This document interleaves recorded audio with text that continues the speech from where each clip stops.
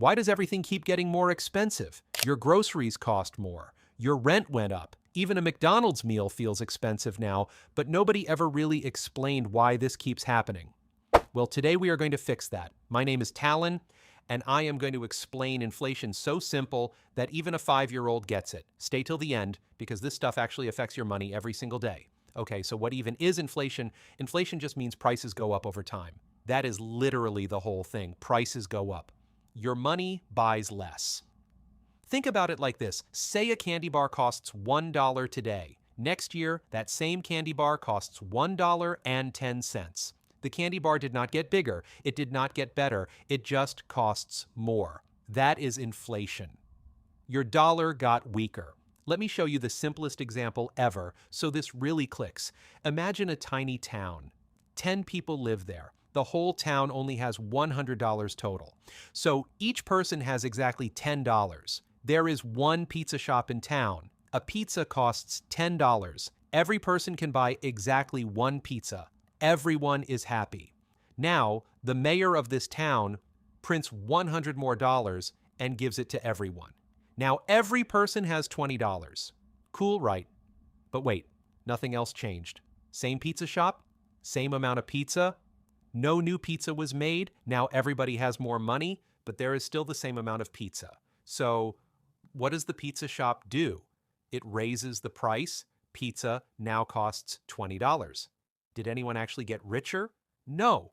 Everyone has $20. Pizza costs $20. You are in the exact same spot. More money was made. Prices went up. But nothing actually got better. That is inflation in the simplest way possible. Now let us look at real life in America. In 1990, a Big Mac cost about $1. Today, that same Big Mac costs around $5 to $6. Same burger, same bun, same 2 patties, just way more expensive now. Or think about rent. In 1980, the average American apartment rented for about $300 a month. Today, the average is around $2,000 a month. Your grandparents are not lying when they say things used to be cheap. They really were. Inflation happened slowly over many years, and now everything costs way more than it used to. So if printing money causes inflation, why does the government do it? Because sometimes there is a really big emergency. Remember COVID in 2020? Millions of Americans lost their jobs overnight. Businesses shut down. People could not pay rent or buy food. The government had to do something fast. So they printed money and sent everyone stimulus checks. They gave loans to businesses. They kept hospitals running. In total, they printed about $5 trillion. $5 trillion. That is a 5 with 12 zeros. It helped a lot of families survive. That was the good part. But here is the catch. Now, there was way more money floating around in America. People had cash, and they wanted to spend it. But stores and factories could not keep up. There was not enough stuff to buy. More money chasing less stuff. You already know what that means. Prices went up fast, really fast. By 2022, inflation hit 9.1% in America. What does that mean in real life? If you were spending $4,000 a month to live normally in 2021, that same exact life cost you $400 more every single month in 2022. You did not buy anything extra. You just kept living your normal life, and suddenly it cost $400 more.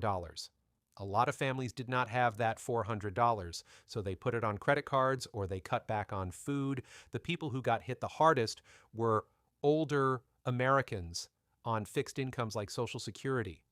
Their checks did not go up fast enough to keep up with prices, so they had less and less every single month. 9.1% was the highest inflation had been in America in 40 years. Now, here is something cool. Inflation is not always caused by the same thing. There are 3 types. Type 1 is called demand pull. This is the Pizza Town story. Too much money chasing too little stuff. Prices get pulled up. Type 2 is called cost push. This one is different. This happens when things get more expensive to make. Like when gas prices go up, trucks cost more to run. So everything that gets delivered by truck gets more expensive. Gas goes up in Texas, and suddenly your cereal in Ohio costs more. Crazy, right? Type 3 is called built-in inflation. This one is a loop. Workers see prices going up, so they ask for higher pay. Companies pay them more, but then raise their prices to cover it. Then workers need even higher pay because prices went up again. It goes round and round and is really hard to stop once it starts. So, who is in charge of stopping inflation in America? The Federal Reserve. Everyone calls it the Fed. Think of the Fed as the boss of all the banks in America. When inflation gets too high, the Fed raises something called interest rates.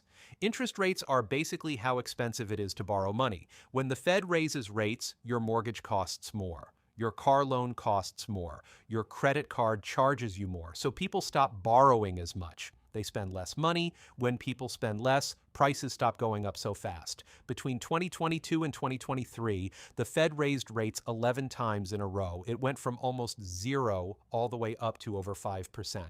And it worked. Inflation came back down from 9.1% to about 3% by 2024. But raising rates also slows the whole economy down. Less borrowing means less growing. So the Fed is always trying to balance two things: stop inflation, but also not kill the economy. It is like trying to slow down a car without crashing it. Okay, so now you know what inflation is. What do you actually do about it? First thing, do not leave all your money sitting in a regular bank savings account. Most big bank savings accounts pay you almost nothing, like 0.01%. But inflation is eating your money at 2 to 4% a year. So if you have $10,000 in a regular savings account, you are slowly losing buying power every single year, even though your balance looks the same. Instead, use a high-yield savings account. A lot of online banks pay 4 to 5% right now. That at least keeps up with inflation so your money does not shrink. Second thing, investing in the stock market has historically beaten inflation over time. On average, the U.S. stock market grows about 7 to 10% per year over the long run. That is more than inflation. Your money actually grows instead of shrinks. This is not financial advice. Stocks go up and down, but the long-term history is pretty clear. Third thing, pay off high-interest debt fast when inflation is high, interest rates are high. If you have credit card debt at 20% interest, it is growing way faster than inflation. High interest debt during inflation is one of the fastest ways to fall behind. Hey, before we finish real quick, we are trying to hit 1,000 subscribers on Talon Economics. If this video actually helped you understand something that used to confuse you, subscribing genuinely helps us keep making these. 1,000 is the goal. Let us get there. Okay, so let us wrap this up super fast. Inflation just means prices go up and your money buys less. It happens when too much money chases too few things. The Federal Reserve fights it by raising interest rates. In 2022, America hit 9.1% inflation, the worst in 40 years, mostly from printing money during COVID.